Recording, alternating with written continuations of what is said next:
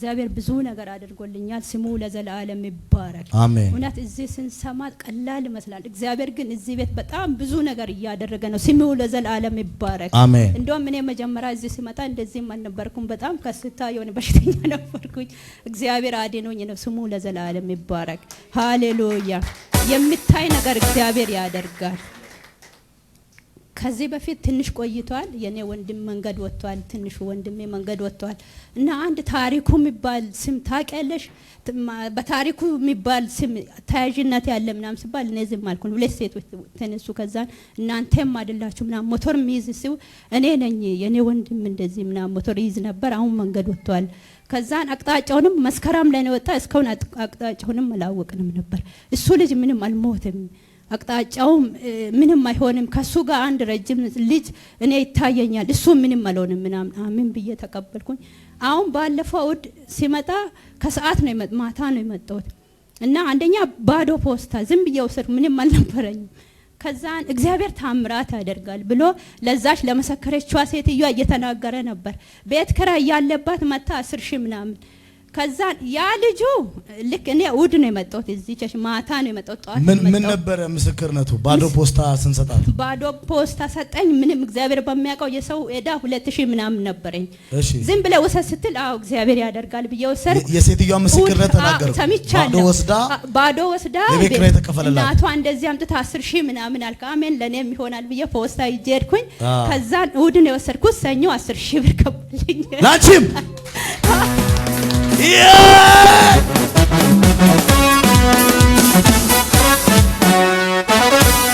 ኢየሱስ ማን ነው? አሜን አሜን። ያቺ ሴት የልብሱን ጫፍ ነካችና ምን አደረገች? ተፈወሰች ይላል መጽሐፍ። ከዛ ሌሎች ይላል የሷን ምስክርነት ለመድገም ይሞክሩ ነበር።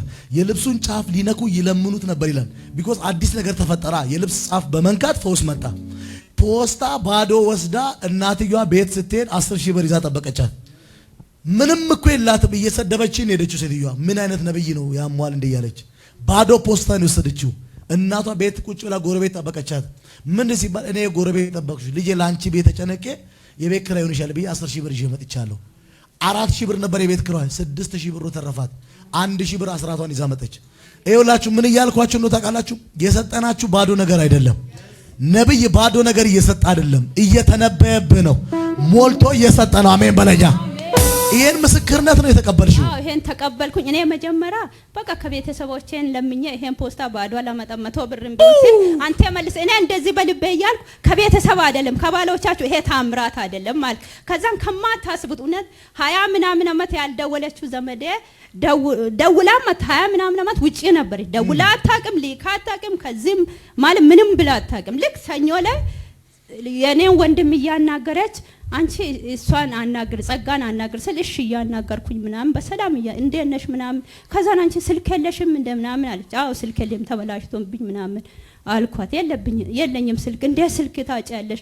እኔ በቃ ስንት ልላክልሽ ምናምን። እኔ እንደውም አንድ የተሰበረ ስልክ አለ 2,000 እንኳን ብትልክልኝ ምናምን። ኧረ 2ማ አልልክሽም ምናምን። ቆይ ለሱ ለወንድሜ እኔ ደውላለሁ ለተሸ ምናምን አለችና ወዳው ለወንድሜ ደውላ እኔ 10,000 ለሱ ለምን ምክንያት ለሱም 10,000 ለሱም ራሱ ተረፋ።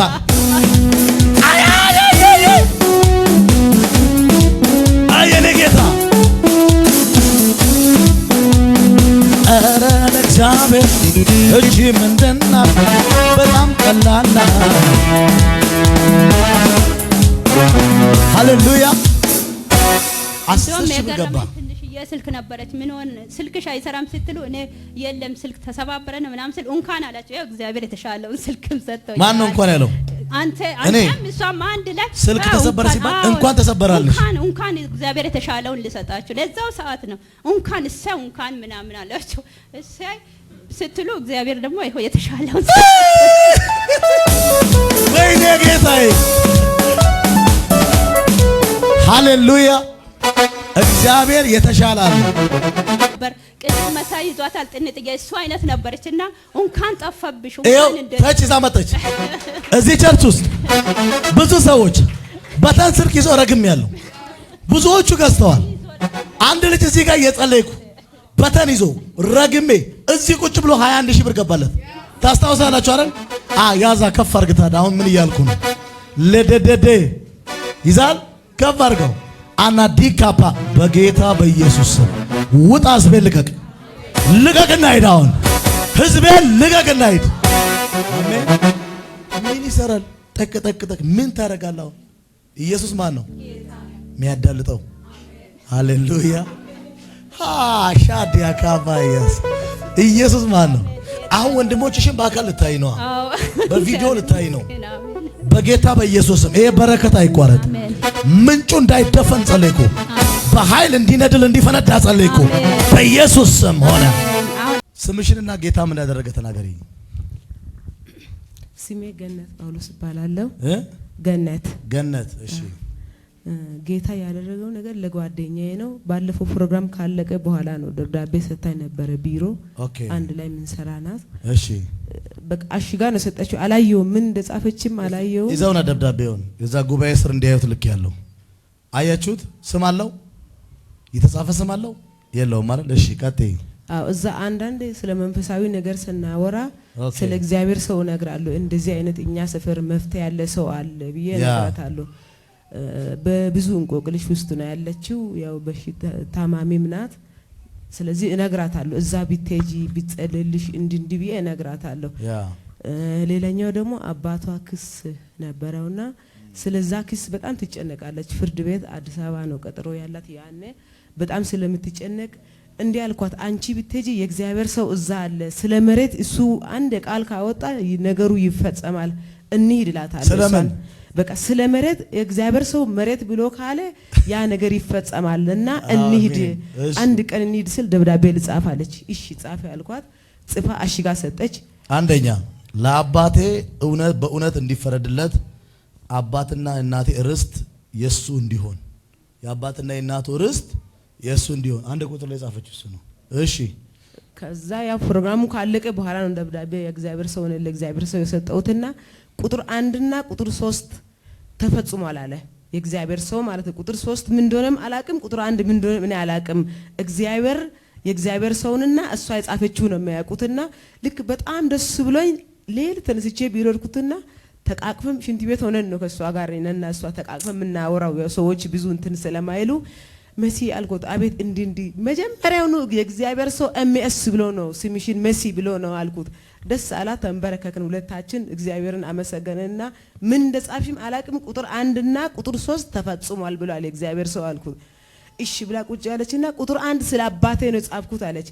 ያን ቀን ማክሰኞ አባቷ 10 ሰዓት ላይ ነው ፍርድ ቤት ላይ ቀጠሮ መጥሪያ ተሰጣቸው። ቦዲቲ ላለ ሰው ይግባኝ ነው ከቦዲቲ ወደ አዲስ አበባ ሄደውና መጥሪያ ተሰጥቶ ነገሩ አልቋል። በቃ የመጨረሻ ውሳኔ የሚሰጠው ግንቦት 24 ላይ ነው የመጨረሻ ውሳኔውና እንደዛ ሆኗል። ሙሉ በሙሉ ነገሩ ሲያልቅ መጥቼ እስከ ማመሰግን ስላለች በቃ ለዛ ነው ምን ሆነላት።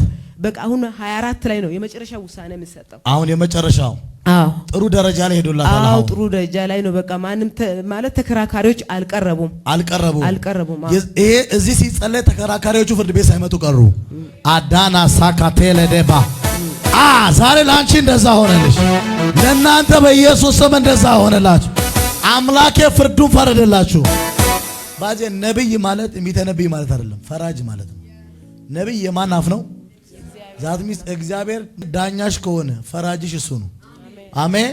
ዛሬ ስላንቺ ሲፈርዳ ያለው በሁሉ ነገር ፈረደላችሁ። ኢየሱስ ጌታ ነው። እሺ በቃ አሁን ነገሩ ሲያልቅ እሷንም ይዤ መጥቼ እዚህ በእግዚአብሔር ፊት ምስጋና አብረን እናቀርባለን። እሰይ ሃሌሉያ አሜን። እስቲ እጆቻችሁን ዘርጎ እዚህ ደብዳቤ ላይ ያለው በሉ ሙሉ የለቅሶ እንባ ይሄ የተጻፈው ነገር በሉ አሁን መልስ አገኘ በሉ ምስክርነት ሆነ በሉ ተናገሩ።